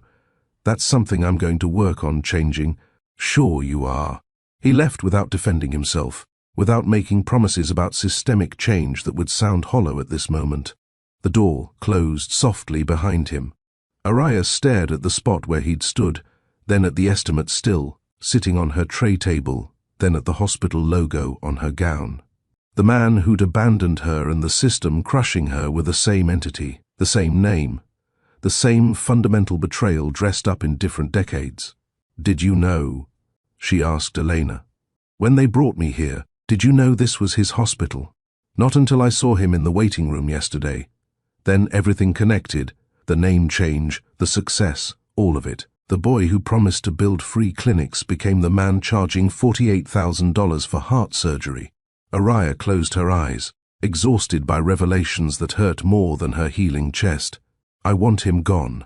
I don't want his help, his money, his guilt. I want him gone." But even as she said it, both women knew the truth. They needed his help.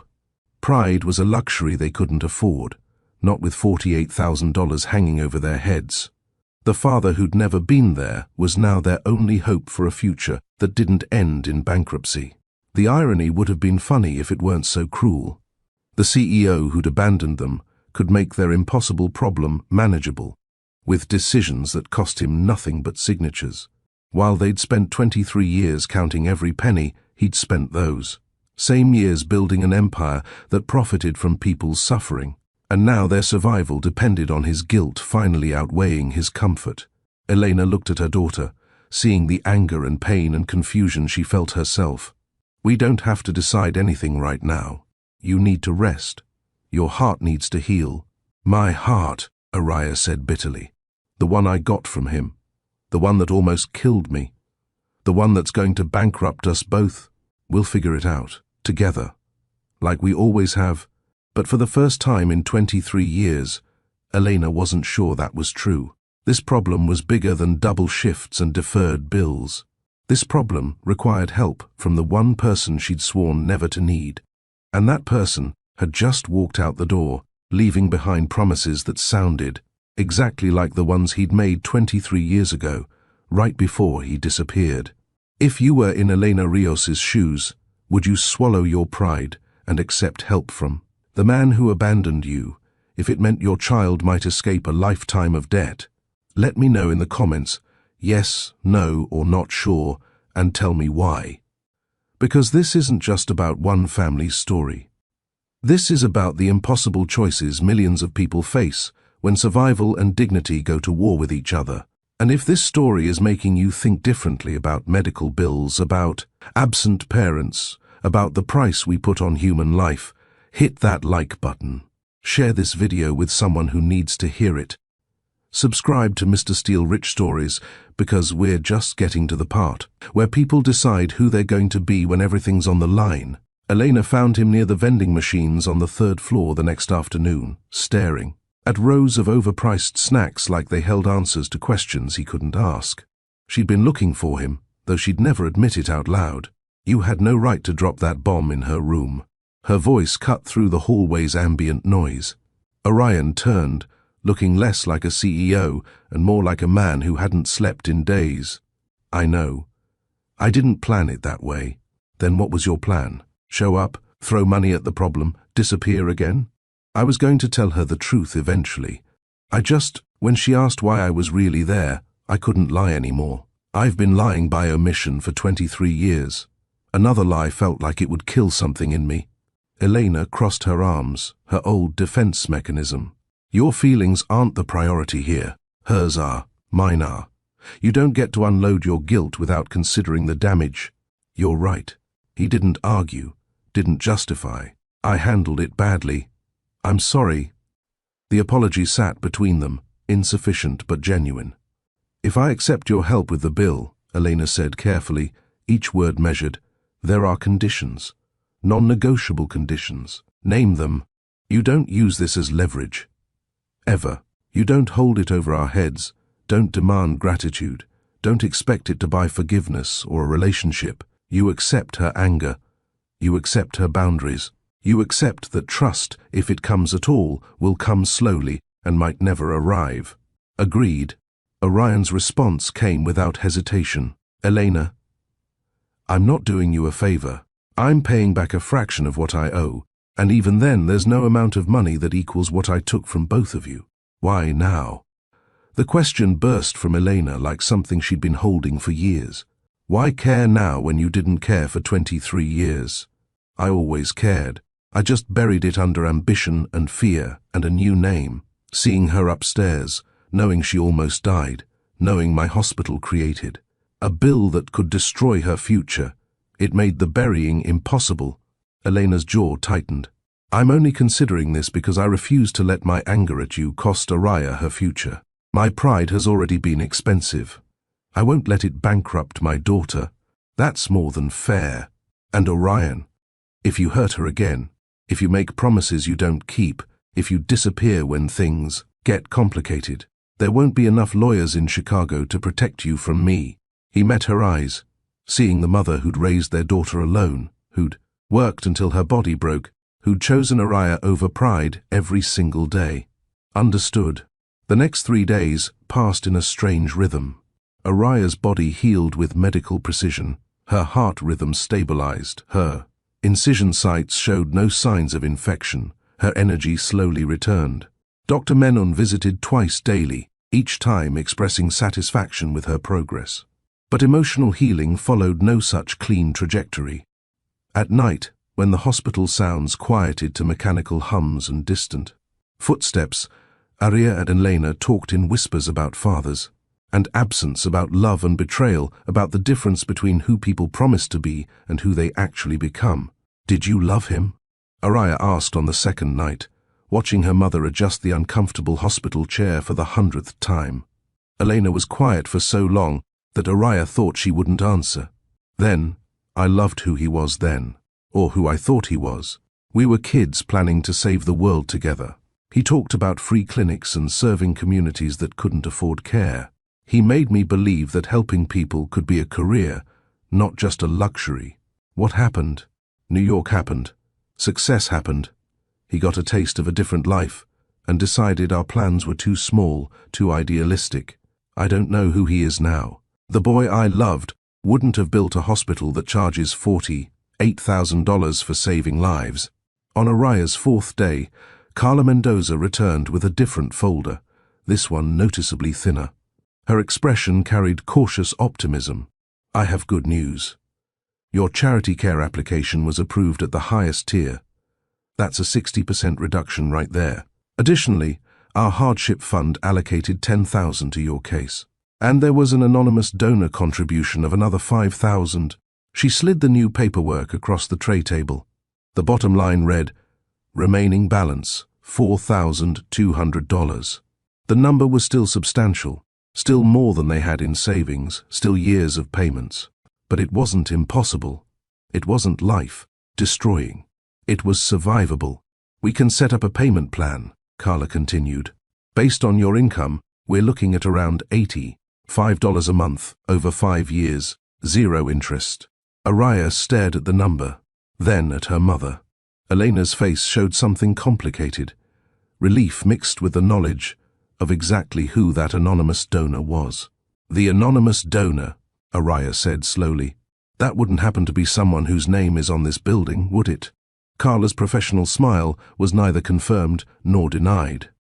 After she left, Elena took the paperwork and folded it carefully. This doesn't mean we owe him.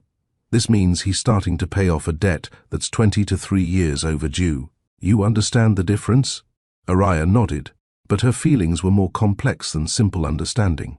The man who'd never been there had just made the impossible possible with what was probably pocket change to him. The unfairness of it. that he could fix with ease what would have destroyed them, sat heavy in her chest alongside her recovering heart. Back in their apartment a week later, Araya sat at their wobbly kitchen table with her sketchbook open.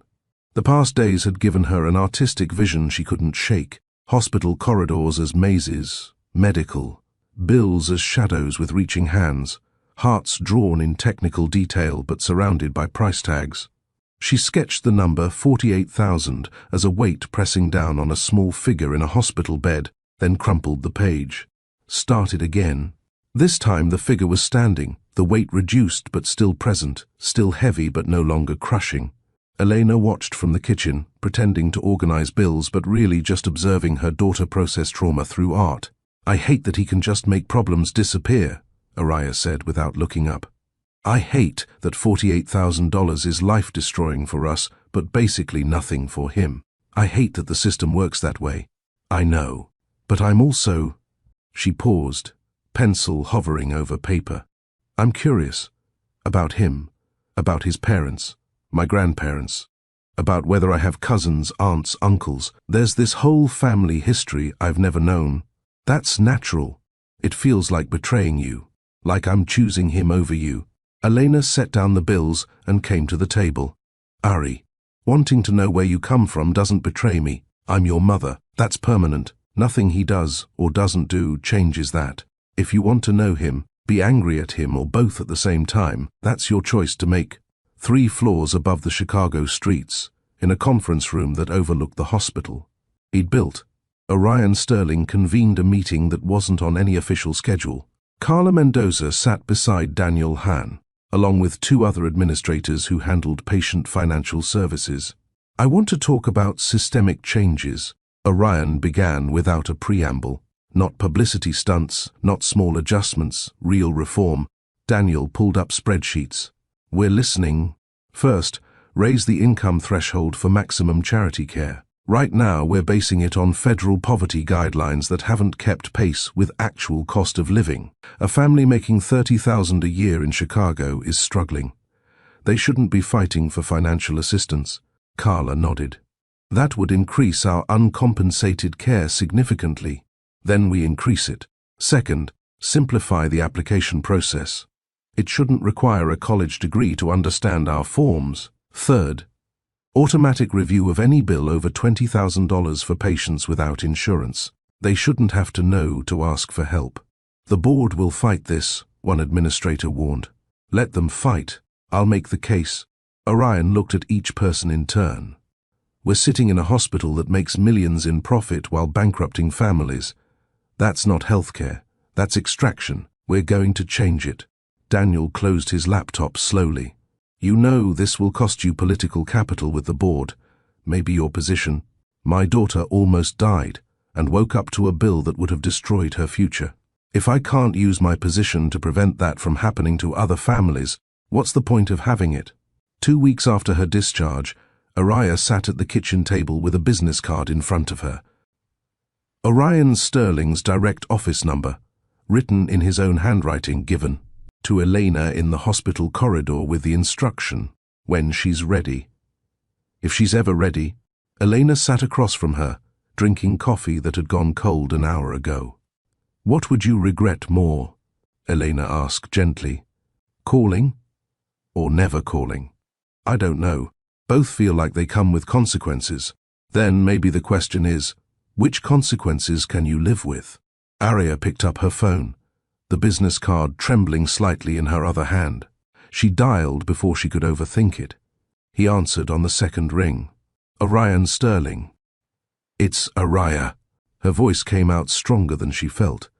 "Araya Lane. I'm calling because my mum said you gave her your number. But I need you to know I'm still angry. I don't trust you. This call doesn't mean we're okay. I understand. Thank you for calling anyway." Silence stretched between Chicago and wherever he was. His office, probably.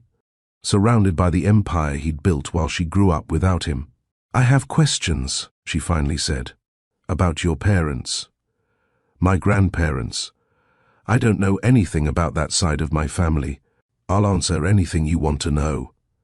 Honestly, even if it makes me look bad, tell me about them. Your mom and dad? Orion's voice softened with memory. My mother's name was Marisol Vega. She died 6 years ago. Cancer she didn't catch early enough because she kept putting off doctor's appointments. She ran a corner grocery with my father, Carlos. He passed when I was in graduate school. Heart attack at 53. Araya grabbed her sketchbook, started taking notes, creating a family tree she'd never had. They were immigrants? She asked. From Mexico. They came with nothing, built the grocery from savings and borrowed money. My mother kept a coffee can behind the register for customers who couldn't afford milk for their babies. My father extended credit he knew would never be repaid. They taught me that helping people mattered more than profit. But you didn't learn that lesson. The accusation hung in the air.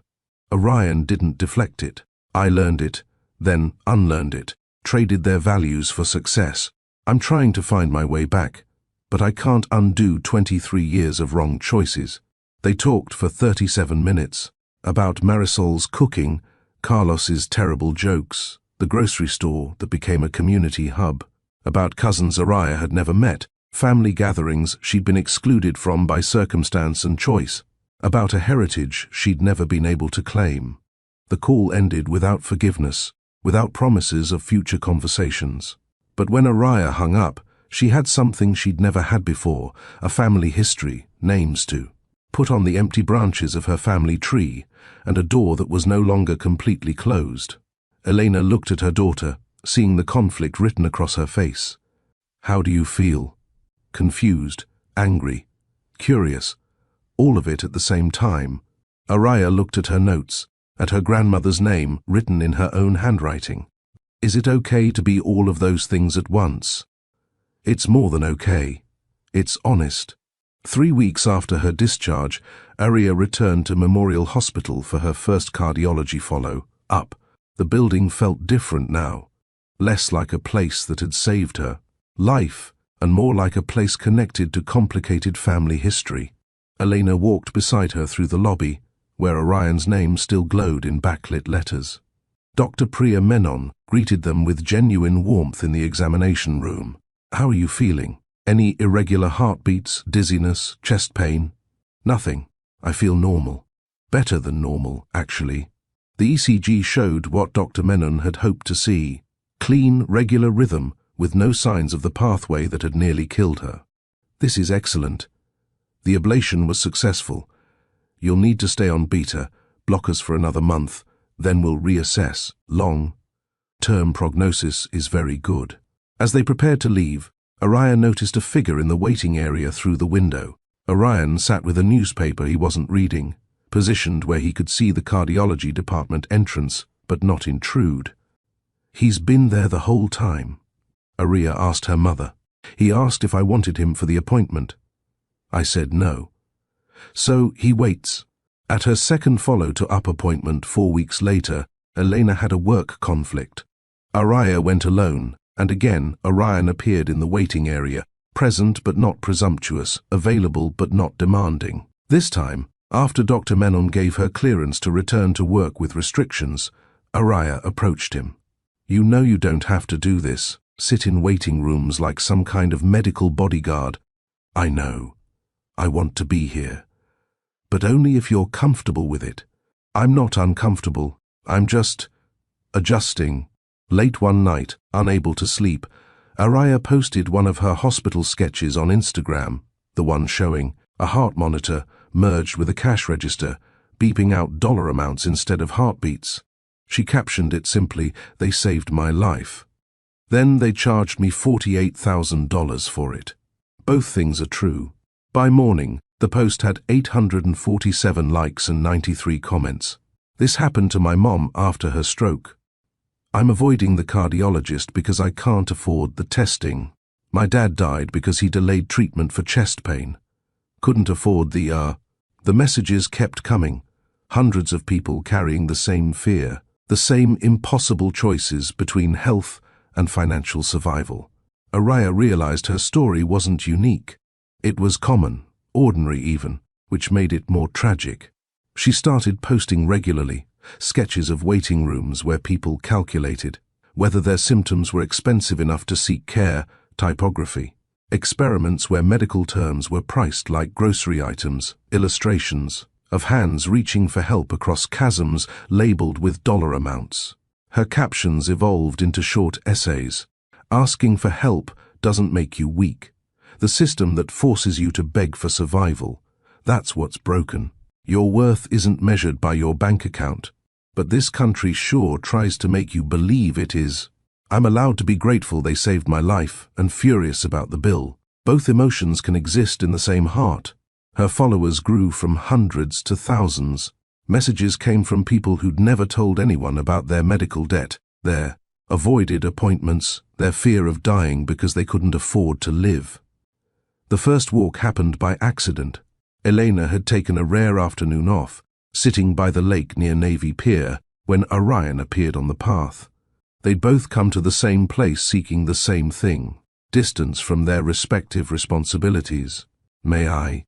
he asked, gesturing to the bench. She nodded, and they sat in silence for several minutes, watching. Boats cut across water that didn't care about their complications. "Do you remember that terrible pasta you made?"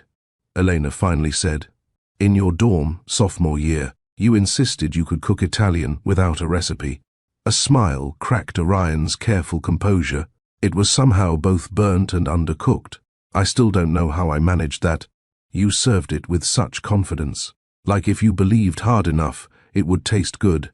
That was my approach to everything back then. Confidence over competence."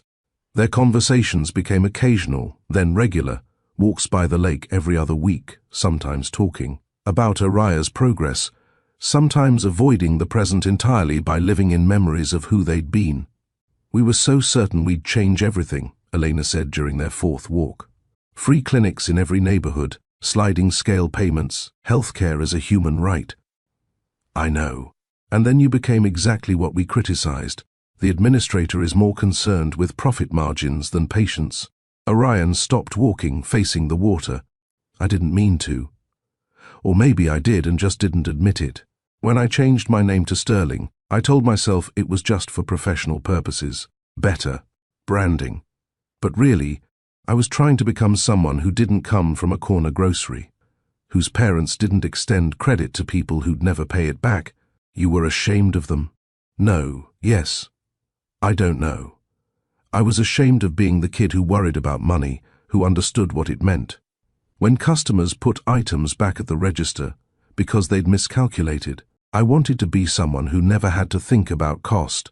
So you became someone who made other people think about nothing but cost." The accuracy of it hit him visibly. Seeing Araya in that hospital bed, knowing my hospital created a bill that would destroy her future, it forced me to see the gap between what I'd promised to be and what I'd become. Orion Vega wanted to heal people. Orion Sterling built a system that hurt them. I've been trying to figure out how to reconcile those two people. Elena's anger hadn't disappeared. It lived in her permanently, a scar tissue around her heart that 23 years had hardened. But she noticed things. Orion showed up to every follow-up appointment without being asked. He worked late implementing policy changes that would cost him political capital. He never centered his own guilt in conversations, never demanded praise for basic decency. During one appointment, when Araya's heart monitor showed a brief irregularity that turned out to be nothing, Elena's hand had reached for support and found Orion's already there. She didn't pull away immediately.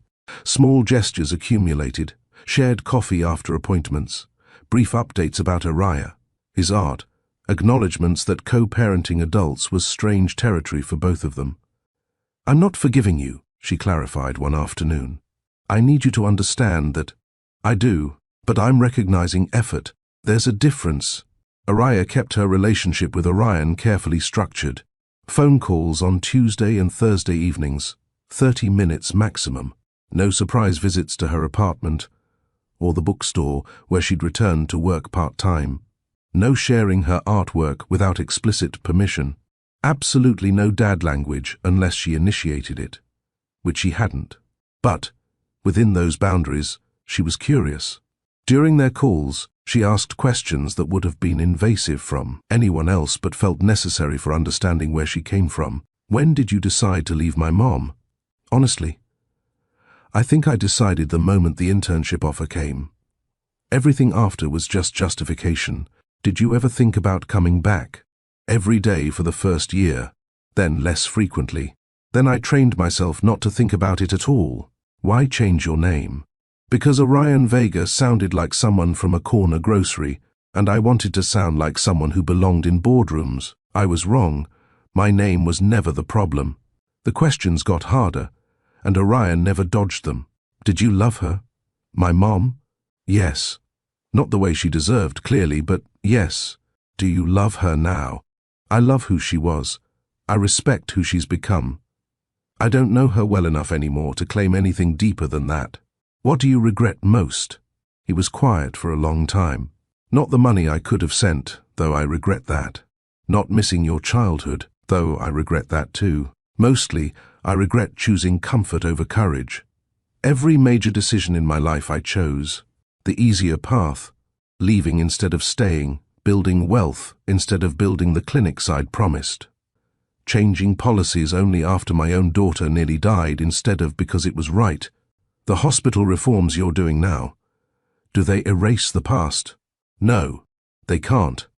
But they might prevent other families from suffering what you and Elena suffered. That doesn't balance any cosmic scale, but it's something. 6 weeks into their careful relationship, Araya asked the question that had been building. If I wasn't your daughter, would you be changing all these policies? The honesty she demanded required brutal self-assessment. Probably not. I'd justified the system for years, told myself we were balancing care with sustainability, that we offered charity care, that we couldn't save everyone. Meeting you, seeing the bill with your name on it, put a face to suffering I'd kept abstract. It made me confront what I'd been avoiding. That's not fair. You're right. It's not. Other people's daughters were getting these bills. Other people's mothers were choosing between medication and rent, but you didn't care until it was yours. I didn't let myself care. There's a difference, but not one that makes me look better. Araya was quiet, processing his admission. Finally, at least you're being honest about it. Most people would pretend they'd always cared, that this was just the catalyst for action they'd already been planning. I won't insult you with that lie. Good. Because here's what I think. It's human to need something personal to wake you up. My art about medical debt only exists because I experienced it. I wouldn't have understood it the same way otherwise. The question isn't whether you needed a personal connection to care. The question is what you do with that awakening. Meaning you can use this to protect just me, your daughter, your guilty conscience, or you can use this to change things for everyone, including the daughters and mothers you'll never meet. One path is selfish, the other is the beginning of actual redemption. The challenge hung between them. A daughter giving her father a roadmap to becoming someone worth knowing. You're right, he said quietly. Thank you. Don't thank me, just do better. For everyone, not just us. After the call ended, Orion sat in his office looking at the policy proposals Daniel Han had warned would cost him his position. Catherine Blake had already called for a special board meeting to discuss his reckless reforms. The CFO had calculated the financial impact in bold red numbers. But Arya's words echoed, one path is selfish, the other is the beginning of actual redemption. He opened his laptop and began drafting an expansion of the charity care program, one that would apply to every patient, not just those with CEOs for fathers. The board would fight him. They might even fire him. But for the first time in 20 to 3 years, he was choosing the harder path instead of the easier one. He was choosing to be Orion Vega again, the boy who believed healthcare was a human right, not a luxury for those who could afford it. He was choosing courage over comfort finally, because his daughter had shown him what real courage looked like, facing a $48,000 bill with nothing but determination and a mother who refused to let her fall. If they could do that, he could face a board of directors who might take his job, but couldn't take his conscience. Not anymore. Not after seeing what his policies did to the people he was supposed to protect, including the daughter he'd never known he needed to meet. 5 months after the surgery that changed everything, Araya's heart beat with steady, unremarkable rhythm. Her follow-to-up appointments became routine. The medication dosage decreased. The incision sites faded to thin silver lines. Life adjusted to a new normal. She worked 25 hours a week at the bookstore, her manager understanding about the medical restrictions. The rest of her time went to freelance design projects, small logos, for local businesses, typography work for independent publishers. Nothing glamorous, but enough to supplement her income. The hospital bill sat at $4,200, down from the original $48,000. She paid $85 every month, watching the number shrink with satisfaction that had nothing to do with the amount and everything to do with proving she could handle it. Her Instagram following had grown to 20,000, people who connected with her art, about medical debt, family complications, and surviving systems designed to crush you. Every post sparked conversations from people carrying similar burdens, similar secrets, similar fears. They met for coffee at a neutral location, no hospital in sight. Araya told Orion plainly she still carried anger. She appreciated the financial help and policy changes. She wasn't ready to call him Dad, but she didn't see him as just a stranger anymore. He told her he'd keep showing up consistently, regardless of what she called him. He understood if she never fully forgave him, his job was to be accountable, not to demand forgiveness. Elena talked with Araya at home about the evolving situation. She admitted she no longer felt the same raw hatred toward Orion. She recognized that people could change when they truly confronted themselves, but she still insisted that change didn't erase consequences, it just changed what happened next. At Memorial Hospital, the changes Orion fought for became reality. The income threshold for charity care increased. Application forms simplified from 12 pages to 3. Any bill over $15,000 triggered automatic review for patients without insurance. The charity care numbers increased by 41%. The board complained. Catherine Blake threatened votes of no confidence. Daniel Hahn showed projections of reduced profit margins. But fewer young people left Memorial Hospital with bills that felt like life sentences. Fewer families chose between medication and meals. Fewer mothers sat in waiting rooms doing impossible math about whether their child's heartbeat was worth financial ruin. The system wasn't perfect. Healthcare in America remained a business built on suffering, but it was less cruel than before because one man had finally let his conscience outrun his greed, and that small shift rippled outward. Running from responsibility doesn't erase it, it just pushes the weight onto someone else's back. For 23 years, Elena Rios carried what Orion Sterling should have helped carry. Every bill he didn't pay, every birthday he didn't attend, every fever he didn't worry through, she bore it alone. Money can fix some damage. It can reduce a $48,000 bill to something survivable.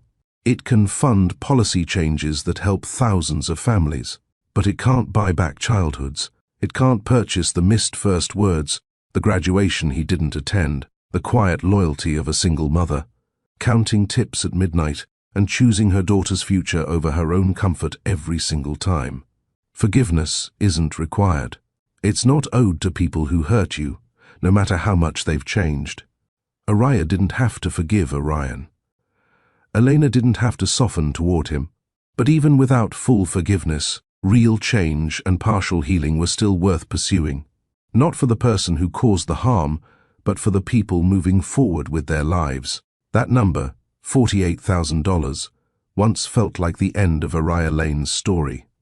The final chapter, the thing that would define every choice she made for the rest of her life.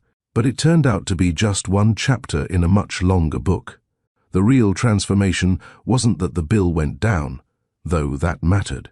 It wasn't even that Araya survived, though obviously that mattered most. The transformation was this. Araya found her voice. She started telling her story through art that resonated with thousands of people carrying similar burdens. She learned that being sick wasn't a moral failing, that asking for help wasn't weakness, that anger and gratitude could coexist in the same recovering heart. Elena allowed herself to lean, just a little, on someone else. After 23 years of carrying everything alone, she accepted that sharing the weight didn't make her weak. It made her human. And Orion stopped running. He planted his feet in the consequences of choices he'd made 2 decades ago and started repairing what he could in his family, in his company, in the small corner of the healthcare system he controlled. None of it was perfect. Families rarely are. Second chances come with conditions and boundaries and complicated feelings that don't resolve into neat endings. But imperfect healing is still healing. And stories that don't end with perfect forgiveness are often more honest than the ones that do. So let me ask you this. Which part of this story hit you the hardest? Was it Elena signing that $48,000 estimate, choosing her daughter's life over financial survival? Was it Araya waking up to a bill that turned her recovery into a financial crisis? Or was it Orion realizing that the young woman upstairs with the impossible bill was his own daughter? The consequence of choices he'd made 23 years ago finally catching up to him? Drop your answer in the comments. And if you've faced medical debt, family abandonment, or impossible choices, between pride and survival, share your story if you're comfortable. This comment section is a judgment-free space for real talk about real struggles. If this story made you think differently about medical bills, about absent parents, about second chances that come with conditions instead of guarantees, share this video. Send it to someone dealing with guilt over past mistakes. Send it to someone drowning in medical debt who needs to know they're not alone. Send it to someone who thinks forgiveness is required instead of optional. Hit that like button right now if this story touched something in you. Your like pushes this video into the algorithm, helps it reach more people who need to hear that imperfect healing is still valid, that complex emotions are honest emotions, that you can be angry and grateful at the same time. Subscribe to Mr. Steele Rich Stories if you haven't already, and turn on notifications. You helped us pass 3,500 subscribers with your support. Let's see how many more people we can reach, with stories that don't just entertain but wake you up, make you think, and remind you that life's most important lessons rarely come with simple answers. Because the truth is this, second chances exist, but they're earned through consistent action, not demanded through guilt or apology. And sometimes the bravest thing you can do is accept help from someone who hurt you, not because they deserve forgiveness, but because you deserve a future that isn't defined by their mistakes. Thank you for reading. Thank you for engaging. Thank you for being part of a community that values honesty over easy answers. Until next time, this is Mr. Steele Rich Stories, reminding you that your worth isn't measured in dollar amounts, your healing doesn't require perfection, and your story, whatever it is, matters.